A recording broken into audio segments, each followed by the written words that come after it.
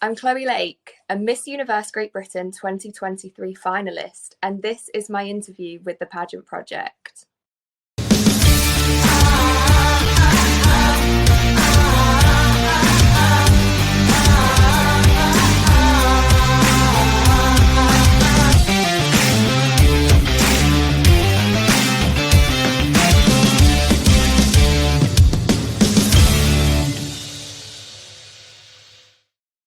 Hello, everyone. It's Adrian from the Pageant Project, and I just got distracted because I saw Chloe dart off camera whilst the intro was playing. Is everything okay? Everything is all fine. I'm just trying to sort out my very clingy Pomeranian. Oh, dear. Well, Chloe, it has been a while. So, for those of you who don't know, I've known Chloe for, well, we interviewed 3 years ago, almost to the day, and I knew her before then. A lot has happened in the past 3 years, I'm going to assume. So we're going to catch up. But Chloe, first things first, how are you? Welcome back. Nice to see you. Oh, thank you so much for having me again, Adrian. I actually can't believe that it has been 3 years, because I think the past 3 years have just gone by in the blink of an eye. But I'm good. I'm busy as ever. I think we said before we jumped on that some things changed, some things stayed the same. The fact that I am using 26 hours in the day when we only have 24, that hasn't changed. That is very much still the same. Has the caffeine intake, because I was watching our previous interview and you were sort of in training to become a solicitor or a lawyer, and I've got to assume and I've seen bits and pieces, so forgive me if I'm messing things up, but I assume you're further along the track there. So just first question is, as you've gotten further along the track to becoming literally legally blonde or legally brunette in your case, has the caffeine intake upped? Yeah, so what they don't tell you about law school is that you actually have special classes to increase your coffee intake. So when I go to uni and I actually study the areas of law, we have classes where it's okay, how much caffeine can you drink in half an hour? But no, I joke. Yes, I am. And I think our bodies are 70% water. I think mine's maybe 30% water, 40% caffeine. My job's very demanding. My life outside of my job is also very demanding. And I think if I didn't have coffee, I don't think I'd be able to function. Well, then why the hell did you join a pageant? I mean, all due respect, Miss Universe GB is very well run. The director is awesome. And obviously, Miss Universe is the biggest, pageant in the world by a huge margin. But clearly, it's not like you have spare time. So, what are you doing? I am planning my time more effectively than I have ever planned my time ever. Because I think because Miss Universe GB and Miss Universe, it's the big leagues. Everything that I do outside of pageantry is actually celebrated and encouraged within this pageant. And in my life plan, because I am one of these type A personalities, I do like to have a plan. Now was almost divine timing. I'm very, very close to finishing my master's degree. I'm in a fantastic place with my employer. I've just started my training contract, which means I am now officially training to be a qualified solicitor. And with that, I've kind of stepped up my voluntary work, not to kind of go into too much detail on what we'll talk about later on, but everything that I'm doing outside of work just seemed to point in the direction of, you know what, you're very much, going down the track of achieving this dream that you've had since you were 15, 16 years old. But there is another dream here. And I think for the past 3 years, maybe even 4 years, I've been in a little bit of a state of denial where I've said, oh, I don't want to compete anymore. I don't need to compete anymore. And whilst that's true, I absolutely don't need to compete. I think I would have been doing myself a disservice had I not entered Miss Universe Great Britain. And I think now, whilst I'm training, whilst I'm able to, still be learning on the job and learning what I want outside of work, it just seems like almost the right mechanism, the right wheel to be shaping me alongside that as well.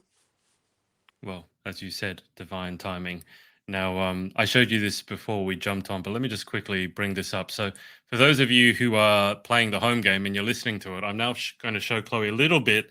I don't know what part this is, by the way, but I'm going to show people a little bit of our previous interview, not to Two odd embarrass her, but girls, like and they're freaking out, going, interviews the biggest.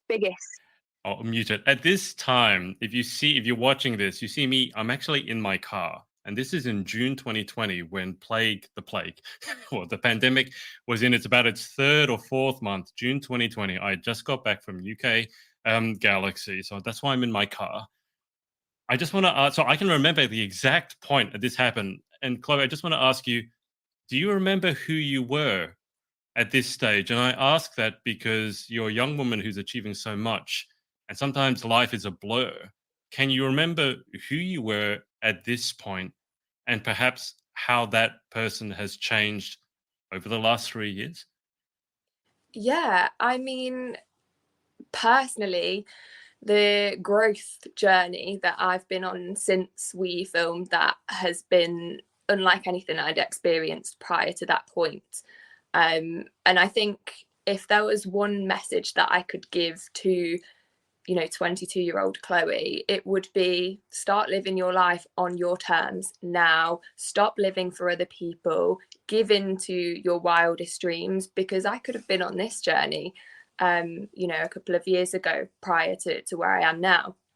And I think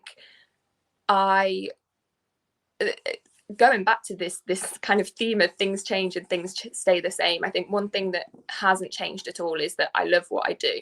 I love the fact that I get to use my gifts every single day to help people. And obviously I've developed as a lawyer, but within my role, I've also developed as a person. I'm able to approach people with more compassion and, understand that even in a world that's so kind of uptight, old white male grey suit typecasting as law, there is actually room for young brunette, bright pink blazer, Miss Universe Great Britain finalist Chloe. And I think I'm actually creating a space for myself and creating a space for younger lawyers to live outside of the law, to give into their ambitions and their dreams outside of our profession. And I think 22-year-old Chloe was too scared to do that. 25-year-old Chloe, yeah, she has the fear. I wouldn't say that I'm beyond reading unkind comments on some of the articles that have been written about me, but in the same token, I have to do it.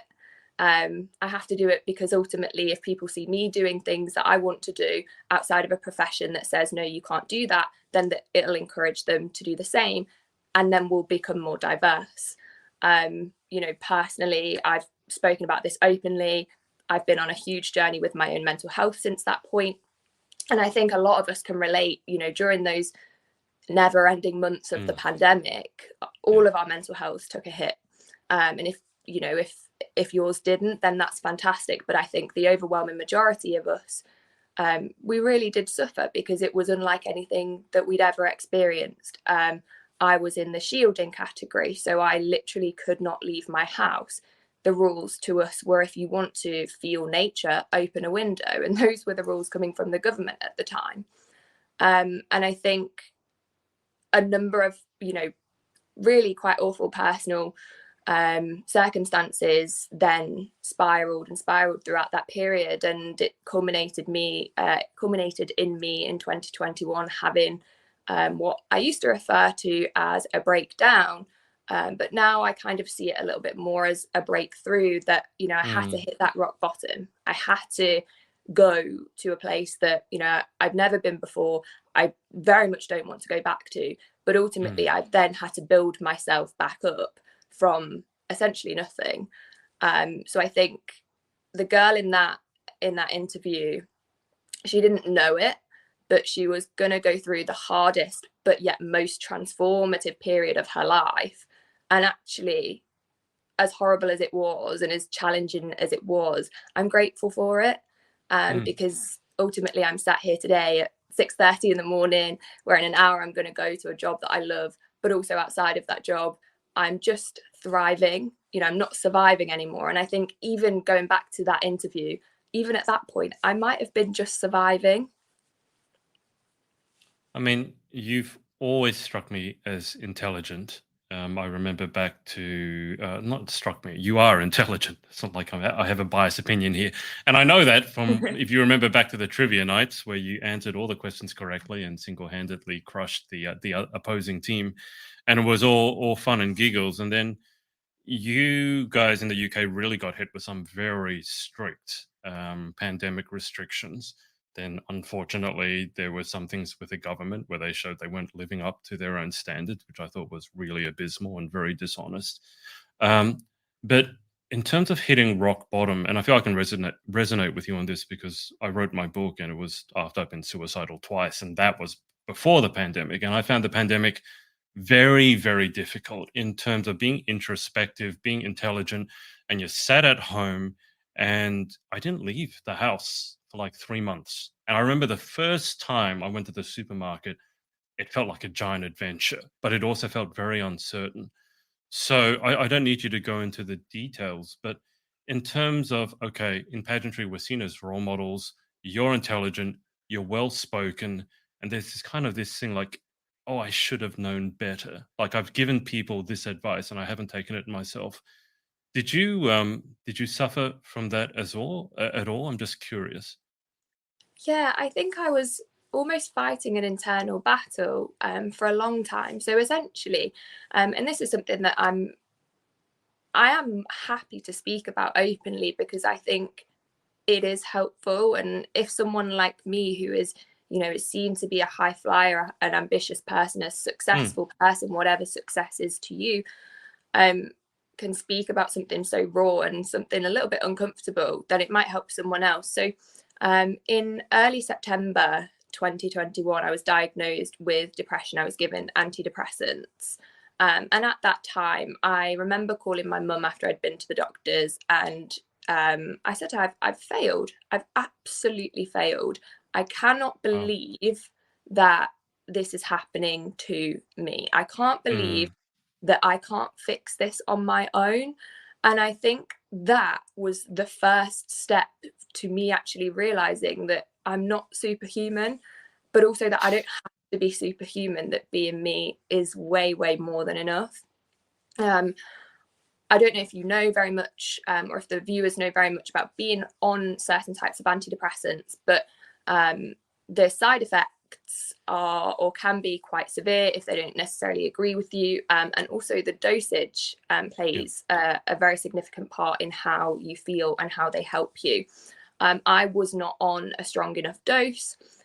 So ultimately, I didn't feel like I was getting better. And in fact, I got a lot worse. And about 4 weeks after that, I remember driving home from work and, trigger warning, I was just being plagued with these thoughts of, I don't want to be here anymore. I don't want to be here anymore. There is nothing for me. And I kind of pulled up at home and I fell through the door, and I just said to my mum, I was like, I need more help. I am not okay. Yeah. I'm broken.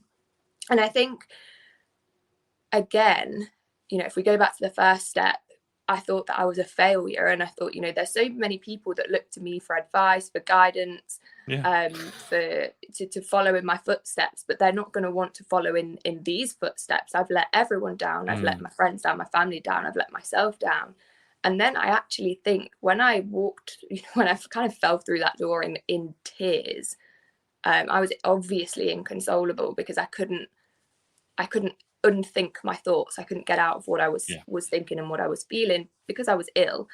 I actually think saying to my mum on that day, I need help, was the strongest, the bravest, and the best thing that I have ever done for myself. And actually, that wasn't me failing. That was me succeeding in recognizing that I had a problem. What I was doing to try and solve or help that problem at that time wasn't working. I needed something more. I needed more guidance. I needed more support. And actually, by being able to just blurt that out to someone that I love, to someone that I trust, that helped me get on the path to recovery. And now, 18 months later, because of that one moment, that was kind of my watershed moment. Those feelings are, yes, they're a distant memory, but that day isn't, because that day, the biggest show of strength that I've ever shown in my life. Well, I completely agree with you. I don't see that as failing at all. I think the most difficult thing for type A or high achievers, whatever you call it, is to admit when they're not perfect and they actually need help. And I don't know if other people can understand that, but I certainly do. It's admitting, like, because you feel finally you have to admit you're not enough and you can't beat the world. You are human as much as anyone else. And sometimes it's almost you're even more human than anyone else because you realize how deeply, in inverted commas, flawed that you are. But I mean, I've certainly looked, I mean, we've talked about interview, for example, and girls, you've helped them present themselves in the best way possible. So there obviously was maybe self-imposed or otherwise, but a pressure on yourself to present yourself as a leader, someone who's in control, someone's on top of things. But the thing is, see, Chloe, I would still see you as that. I don't see the that day, that watershed moment, as going, well, now, no, don't go to Chloe because she's hopeless. Like, I almost see it as the opposite. See, I see it in a way that it strengthens how I perceive you, because I can see actually she is human. She's not robotic. She's admitted that there are some things going on in her life that, I mean, do you really look back at it and go, like, I am not grateful? Are you grateful for it? I mean, I've been through my own moment, but I don't want to speak for you because it's deeply personal. Obviously, it was a traumatic moment, but looking back on it now, 18 months later, would you have had it any other way? Could you have had it any other way, being strong-headed, intelligent, and let's say a bit stubborn? I don't think, do you know what? I think it was always inevitable, absolutely inevitable that it was going to happen. And speaking to my friends and my family, especially my mum, and even some of my close friends at work, that are able to be candid with me, they had all kind of said, we were watching and waiting for this. It was always going to happen. Right. So I don't think it could have happened any other way. And actually, in a really weird way, and I hope people understand when I say this, I do have an immense amount of gratitude, not for feeling the way that I did, but how I dealt with that when I realized that I needed help, and when I actually stopped, I looked around, I appreciated the support that I have around me, and I recognized that I wasn't on my own. I don't actually have to do everything on my own. It is okay to ask for help. It is okay to lean on other people, because ultimately we have to. I'm grateful for the lessons, and I think I always had to learn those lessons, because the job that I do, the life that I lead, I have to be able to cope with pressure. I have to be able to cope with stress. That's a non-negotiable. I have to do it. And at that time, I wasn't living my life on my terms. I was living my life for other people, to try and please other people. And now looking back, I couldn't think of anything worse than living life like that. And going back to what I said earlier, I was not thriving, I was surviving. And now it's the opposite. So I think I had to learn those lessons. So whilst I'm not grateful for the thoughts, I'm not grateful for, suffering so badly and so severely. It was something that was in my plan, and it had to happen. Do you think now that you've been through that watershed moment, I mean, obviously you've picked a career and you enjoy a career, which I think is very important to say, but you've picked a career that is not without stress, as you've already mentioned, long hours, and a lot of emotional, turmoil and grind. It's not an easy occupation, the legal occupation. But do you feel, just in terms of coping mechanisms, that the next time something, like, as one of my friends said, life wants to punch you in the face, and I think that's a very apt description. Next time life does want to punch you in the face, do you feel that now you're better equipped to deal with it?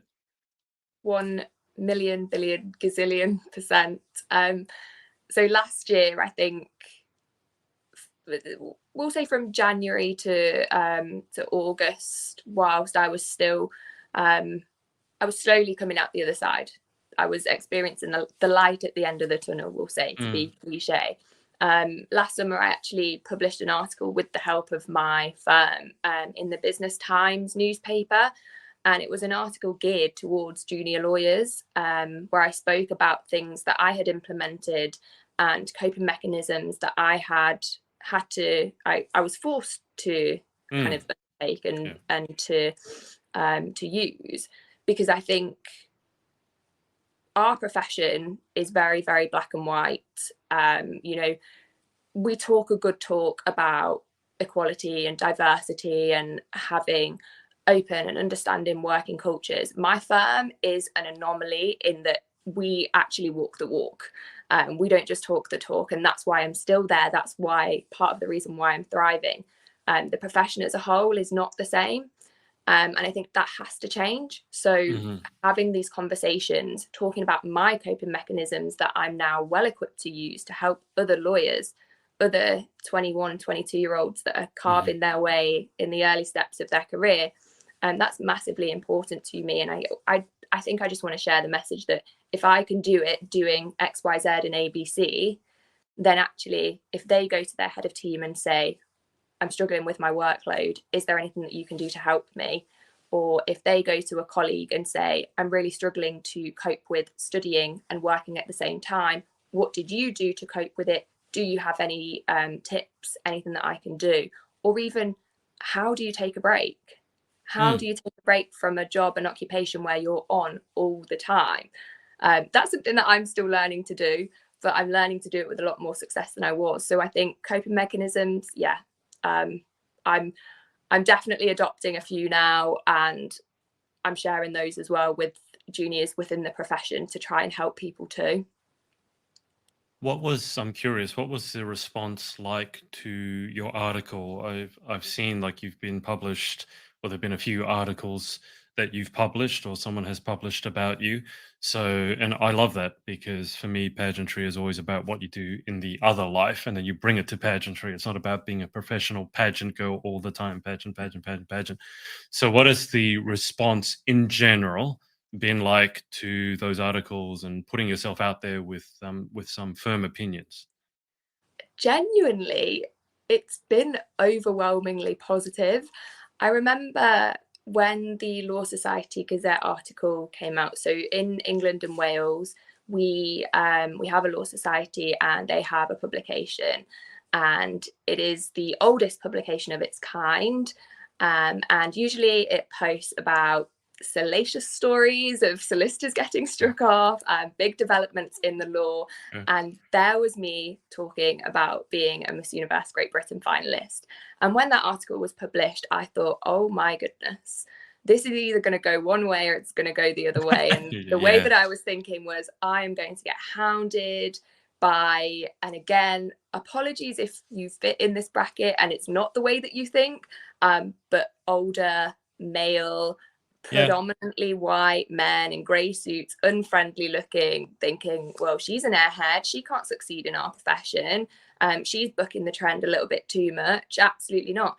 And actually the exact opposite happened. So the article came out and I didn't know that it was published until one of my friends, who is a criminal defence trainee solicitor, sent it to me on Instagram, because the Gazette email all law firms, all solicitors in the country with the latest news.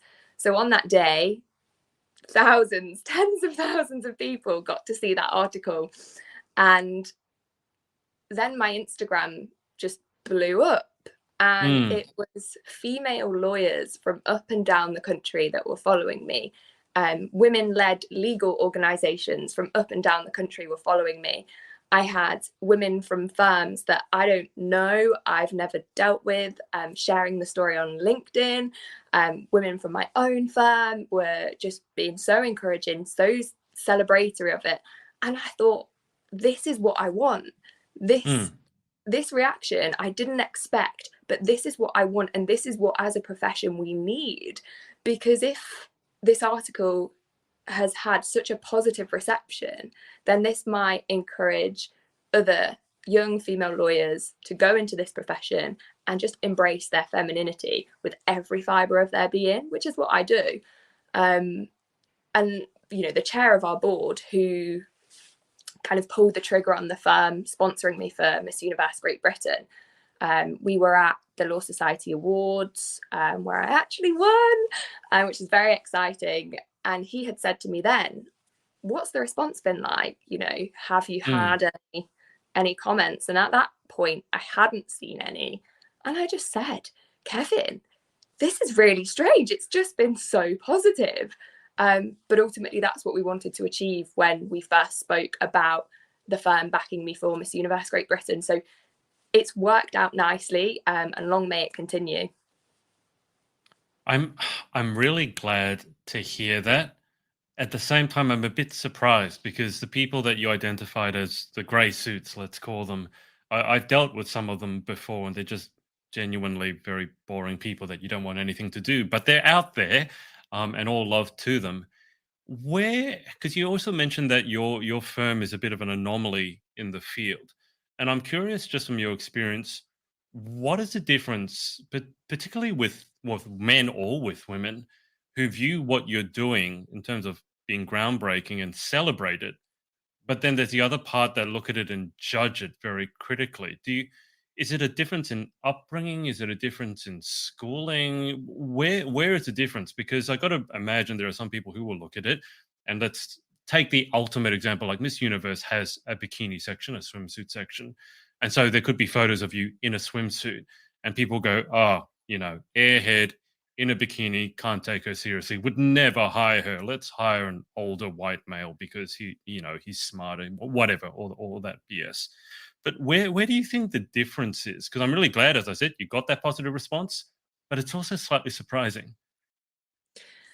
I think, taking my firm as an example, I work with a lot of people from, let's say, non-traditional backgrounds, where a lot of the qualified lawyers at my firm haven't been to the best, we'll say, law schools, the Oxford, the Cambridge, the London School of Economics, to study law. They've been to non-Russell Group universities, the same as me. And I think perhaps that gives you, and those experiences give you, a better understanding, or at least a wider understanding of life outside of the boxes that I think society wants to put us in. I work with a lot of lawyers that, like myself, come from very normal, very working class backgrounds, and we're all products of what's called social mobility, which is this notion that you don't end up where society tells you that you should end up by means of, you come from a working class family, you come from a deprived area. That means you're never going to leave, you're never going to get out, you're going to do what generations and generations and generations before you have done. So I believe that I work with a lot of people that disrupt trends. And I think that's where this celebratory attitude comes from. That's where this encouragement comes from. I think perhaps, life in the city, where they do hire from certain universities, particular universities, they do hire people within really quite strict constraints. And I think you're always going to get a certain type of person, and people that are going to disrupt that are going to burst out of those boxes are few and far between. So I think it's just about an appreciation for life outside of what you know. And rather than recognizing that and going, ooh, and recoiling and thinking, well, that's not normal, we don't do that around here, going, well, okay, it's not something that I would do personally. It's not something that I feel the need to do personally, but I can see what good it does. I can see that this is a young woman, with my, taking myself as an example, that outside of the office, I feel like it's an obligation, almost a duty, to go into schools, to go into universities, to speak to the next generation and encourage them. then we'll look at the charity work, which is everyone's favourite example. But I don't mean the charity work where you're fundraising just to score points. You're fundraising just because you want to do it. I mean, the way that pageantry gives contestants a wheel, a mechanism to fundraise for causes that they actually care about, like myself with Mind. I think looking at my total now, I've raised, I mean, this year alone, £3,600. Over the years, we're probably talking closer to £5,000 for Mind, mental health charity. It's obvious why I care. You look at other people, Alicia Cowie, for example, that works with Papyrus, a great example of someone that's doing something because she cares. And whilst I firmly believe that she would be doing that anyway, just like myself with Mind, pageantry gives us a megaphone to really, really shout about that. And I think, you know, to all the people that have these kind of closed-minded opinions, I would like them to just be a bit silly for 30 seconds and think, take off the pinstripe suit, take off the straight jacket, and just think, actually, look at the good. Look at the good. And again, you know, positive breeds positive. And the more you look for good in things, the less you think, oh my goodness, this is a girl that's going to be a lawyer, that's going to be dealing with clients and their affairs. And she's posting photos in a swimsuit. Oh my goodness. That's 1% of what I do. That is so small and so insignificant. But then even if you take that example, the discipline that I show with my eating and my my working out is discipline that I apply in my job every single day. So I just think, get a bit silly, think outside the box for a second. You might surprise yourself. See, you say that, but then the strict definition of those grey suits is definitely in the box thinking. But I think it's fun to poke the bear at times, just because you know what the reaction's going to be. So might as well poke it. And I'm hopeful that that sort of school of thinking, the very closed-minded school of thinking, is on the way out, because it's going to be out of business soon. Yeah. The rate at which, I don't know exactly the legal profession, how fast things are changing, but the way the world's going at the moment, in 5 years, it's going to be unrecognizable. But tell me, you are obviously not blessed with an abundance of free time. So if in about a month's time, I think the Universe GB finals are, you have a certain crown placed on your head, what's Chloe Lake going to do with it? Do you know what? Chloe Lake is going to continue to do what she has done for the past 12, 18, 24 months. And this is to continue to pave the way for other bright, hardworking, intelligent young kids. I just want to be an example of someone that has come from really, really humble beginnings, and that has gone, I have a dream, or in this case, I have two. And with the right hard work, attitude, and support, I've achieved those.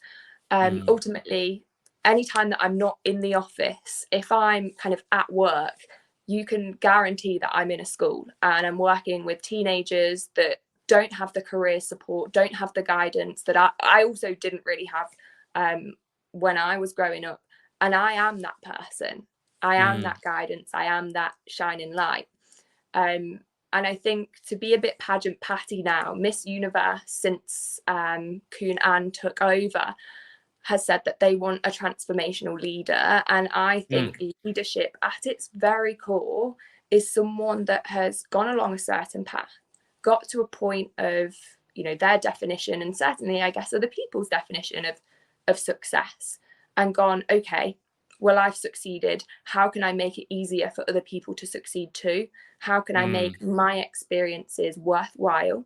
How can I make it better? And how can I be a support to people that want what I have? You know, taking law as an example. And I don't just help young lawyers. I help young people that want to pursue careers in business, young people that want to pursue careers even in the healthcare sector, because I think the skills that I have, they're so transferable. But I think there's 10 12,000 law graduates in the UK every year, compared to maybe 2,000 training contracts. And in 2021, when I got offered my training contract, I was one of those 2,000 people, and I hadn't even finished my I hadn't even finished my undergraduate law degree at that point. I think I'm one of the only people in my firm's history that have been offered one so early in kind of the academic stages of their career. And I thought, okay, I'm not going to sit on my laurels here. I've got what I want. Now, how do I help other people get what they want? And I think Miss Universe Great Britain as an organisation, we pride ourselves on our message of not in vain. And I don't want my success and I don't want my journey to be in vain. And I think being selfish and thinking only for myself and only how I continue to succeed and I continue on the trajectory that I'm on, it would be in vain. So I'm going to do the opposite. And I'm going to continue to help kids, and I'm going to continue to make their journeys a little bit easier. I'm going to continue working with Mind, and I'm going to continue to try and encourage my sphere of influence to make an impact on mental health in their circles, on social mobility in their circles. But ultimately, that's going to happen whether I win or I don't. Obviously, I want to.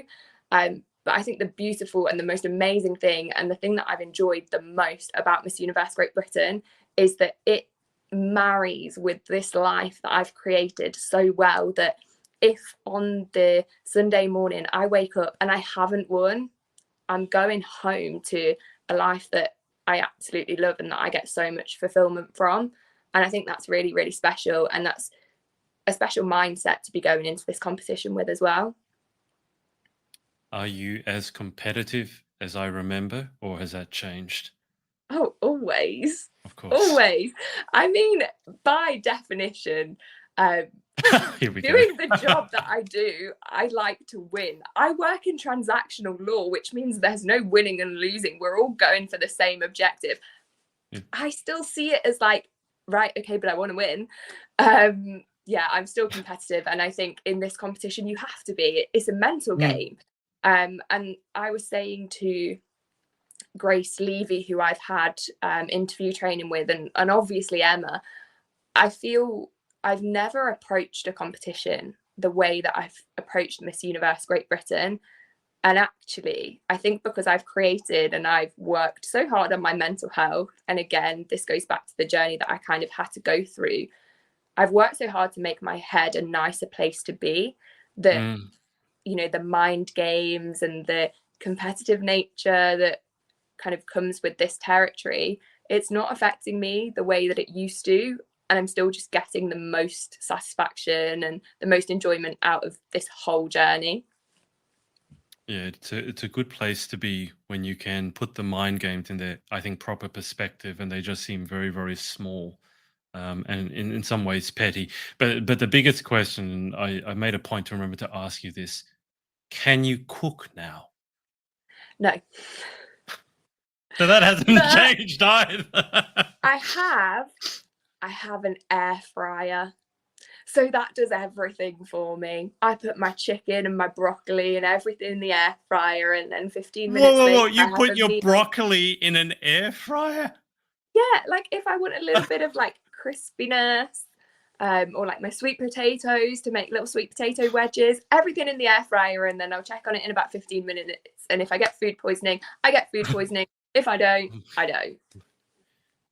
Can you please explain to me once and for all why someone as intelligent as yourself cannot cook to save her life? So I say this, one of my colleagues at work, she joined the firm a couple of years ago and has become one of my closest friends outside of work. And she always says to me that I have so much intelligence. To be fair, my mum says this as well. But common sense is where sometimes I lack. And my response to that is, if I had intelligence and I also had common sense, and I guess we can add cooking to that, I would be frightening. I think I would be really, really scary. So I think you're pretty scary as it is. Life has to humble you, and it humbles me in the kitchen. When I had Emma over here, I didn't realize how picky of an eater that she is. Have you noticed this? Have you ever tried cooking for Emma? Because when she was over here, I did cook for her, and there was like two foods she could eat. There was like chicken and sweet corn, and that was it. So my diet for 2 months was chicken and sweet corn. God forbid, have you ever tried cooking for that girl? Yes, the last time Emma was here, so we've moved away from chicken and sweet corn, but Wow. this is a sign of the truest friendship. So obviously we're both competing next month. We're both very much on that like healthy eating, working out. We're on that vibe. And I have a meal plan, and on that day my meal plan I think was chicken and loads of veg. Tender stem broccoli is my favorite. Yeah. I didn't air fry it this time. I actually cooked it properly, and I didn't give either of us food poisoning. But I said to Em, I said, okay, do you want the broccoli? And she said yes, but I can't remember if she wanted the trees or the stems. But either way, I ended up cutting whichever way round it was, so that I had either the tree or the stem, and she had the bit that she wanted, even though tender stem broccoli is my most favorite kind of vegetable. And I just thought, this is actual like love. Like, it really is. And then the next day we had bagels and scrambled eggs. So next time Em comes to Australia, you can cook broccoli, but only certain bits of the broccoli, and bagels and scrambled eggs. No, I'm done. I'm going to eat whatever the hell I want. If that girl ever comes back to Australia, she's going to have to eat some fish. She's going to have to eat some prawns. She's going to have to embrace her fears. But I'm the same. Like fish, no. Prawns, no. So I think Emma, do you know what? Emma and I are like, we are quite similar human beings. So I think I'm maybe only a teeny tiny bit more adventurous than she is when it comes to food. I wonder if I could harness your competitive nature, though, maybe to further my own goals. Into like, I bet you can't eat this. Like, I'll give you £20 if you can stomach this. I reckon I could find a way. I don't know if Emma told you, but the very first meal when we met up, we went to a Chinese restaurant. And in Chinese restaurants, it's very different to Western restaurants. It's very normal to have a whole fish come out. And when I say whole fish, so you see the whole fish, so the head, the tail, the bones. And, you have to have it deboned at your plate. And then I think it was a crab. And again, because it's a Chinese restaurant, literally crab in plate. And she was looking at that. And I remember the whole time she just sat there, couldn't eat a thing except the steamed white rice. And that was when I realized she might be in trouble. Or I might be in trouble. When we have takeaways, which at the moment is a distant memory, my mum really loves Chinese takeaway. And growing up, like my mum, my dad, and my brother, they would all have everything. I would just have chips and sweet and sour chicken. Chips is not Chinese. I'm so sorry. Sweet and sour chicken is not Chinese either. It's literally the white pepper. Anyway, look, I'm glad you haven't poisoned anyone recently. I'm not surprised that you still can't cook, but hopefully we're trending up rather than trending down. Now, I'm just keeping an eye on the time because obviously you've got to get to work. What time is it for you now? It's cracked 7 a.m. 7:04, yeah. Yeah. Just before we get to the final 10, I mean, I feel there's so many things that I want to ask you, but just before we get to the final 10, anyone that you want to give a shout out to?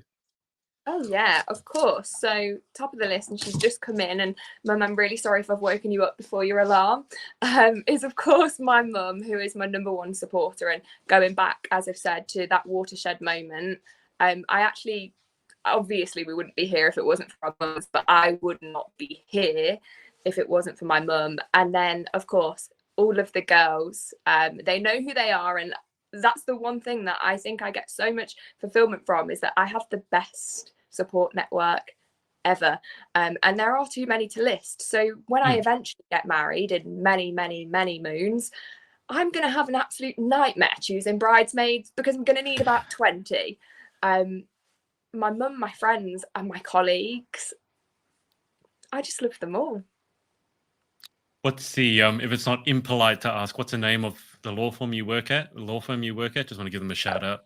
Of course, Wilson Brown Solicitors. So for those of you watching in the UK, we are Midlands based, but we work all over the UK. And they are, of course, my sponsor for the Miss Universe Great Britain competition. And I think that is the biggest show of support and encouragement, you know, of me. They encourage me as a lawyer. They're training me. They believe in my capabilities, which is fantastic. But they also believe in me as a human being. And that's really special.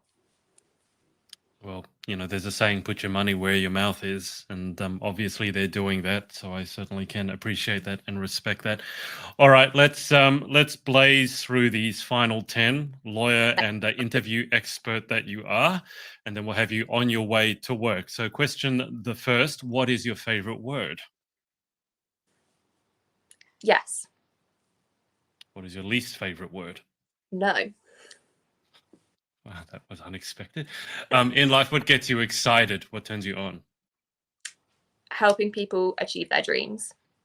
And what turns you off? People that put others in boxes and tell them that they can't be what they want to be or where they want to be. Amen. What sound or noise do you love? The boil of the kettle or the pouring of the coffee from the coffee machine. What sound or noise do you hate? Pippa's barking when I try to leave the house. She has separation anxiety, and as much as I love that she wants to be with me all the time, I also want to protect my eardrums.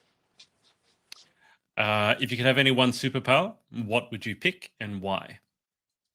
An extra hour in the day, because I already live like I have an extra hour in the day. So actually having that would be nice, and I could maybe spend that hour sleeping.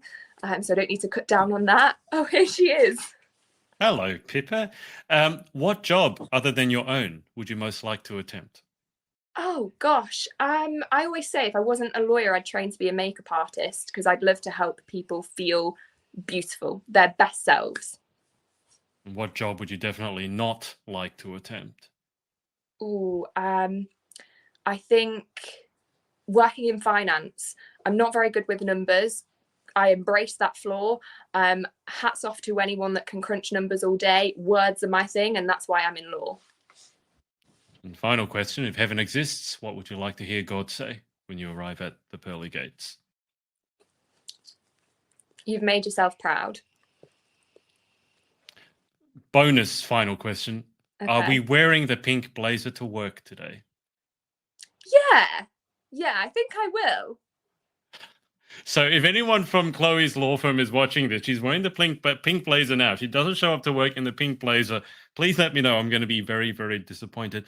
But Chloe, look, I could talk to you for ages. It's been such a pleasure having you on, and I'm really glad to see that you've made it through and you seem to be doing really, really well. I don't know if it's appropriate to say I'm very proud of you, but thank you so much for coming on. Thank you for having me again. And you know what? It's just been lovely to reflect on where we were 3 years ago and the journeys that we've been on since. So I'm just grateful for the opportunity again. And thank you very much, Adrian. Anytime. Always a pleasure. All right. Well, thanks everyone for watching live on the replay, and we will speak to you next time. Bye for now. Hey, thanks so much for watching. Sorority Access is now open. So if you'd like to join an amazing group of women and learn how to be the most powerful, confident, and impactful queen possible, head to thepageantsorority.com. I'll see you there and see you in the next video.